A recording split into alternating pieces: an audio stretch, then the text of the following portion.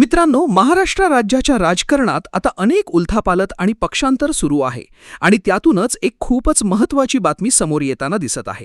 आणि ही बातमी येत आहे ती राज्यात राजकीय सत्तापालट करून सर्वोच्च राजकारणात आमूलाग्र बदल घडवून आणू शकते असं अनेक राजनीती अभ्यासकांचं म्हणणं आहे.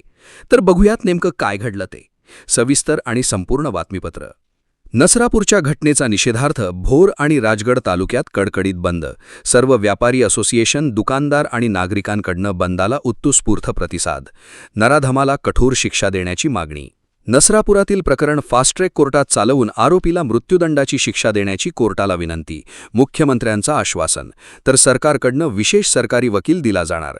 मुख्यमंत्र्यांच्या आश्वासनानंतर पीडितेवर रात्री उशिरा पुण्यातल्या वैकुंठ स्मशानभूमीत अंत्यसंस्कार.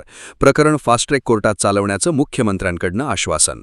मनोज सरांगे पाटील नसरापुरातील पीडित कुटुंबियांची भेट घेणार. धायरी गावात दुपारी 3 वाजेपर्यंत पीडितेच्या कुटुंबियांची सांत्वनपरत भेट घेणार. नसरापूर प्रकरणाची राष्ट्रीय महिला आयोग आणि बाल हक्क संरक्षण आयोगाकडनं गंभीर दखल. नराधमाला कठोर शासन करण्यासाठी फास्ट ट्रॅकची मागणी. पीडित कुटुंबियांना त्वरित आर्थिक सहाय्य करण्याची मागणी. मनोज जरांगे पाटील नसरापुरातील पीडित कुटुंबियांची भेट घेणार. धायरी गावात दुपारी 3 वाजेपर्यंत पीडितेच्या कुटुंबियांची सांत्वनपरत भेट घेणार.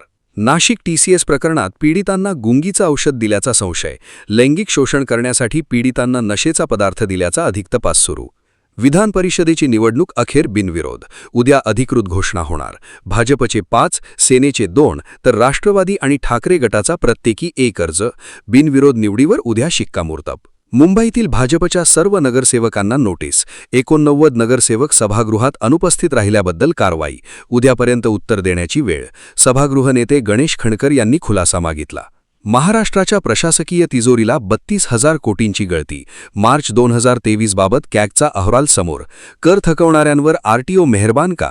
कॅगचा सवाल. ठाण्यात 9 वर्षांनंतर पुन्हा सुरू होणाऱ्या खारेगाव टोलनाक्याला मनसेचा विरोध.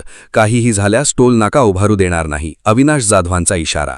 मुंबईत एकाच वेळी 60 ठिकाणी सायरन टेस्टिंग. आपत्कालीन स्थितीसाठी नागरी सुरक्षा दलाची चाचणी. संकटाचे साहूल लागताच सायरनले इशारा मिळणार. घरगुती गॅस सिलेंडर 500 रुपयांनी महागण्याची शक्यता. 4 मे नंतर गॅस दरवाढीची घोषणा होण्याची शक्यता. सूत्रांची माहिती. तेल उत्पादक कंपन्यांचा तोटा भरून काढण्यासाठी सरकारच्या हालचाली. व्यावसायिक सिलेंडर दरवाढीमुळे खाद्यपदार्थांच्या किमतीत 15% वाढ होण्याची शक्यता. व्यापारी आणि उद्योग संघटनांकडनं तात्काळ सिलेंडर दरवाढ मागे घेण्याची मागणी. परळीत पेट्रोल पंपावर इंधन भरण्यासाठी वाहनांच्या रांगा. 2 दिवसांपासून अनेक पेट्रोल पंप बंद. शेती मशागतीच्या कामांनाही डिझेल मिळेना.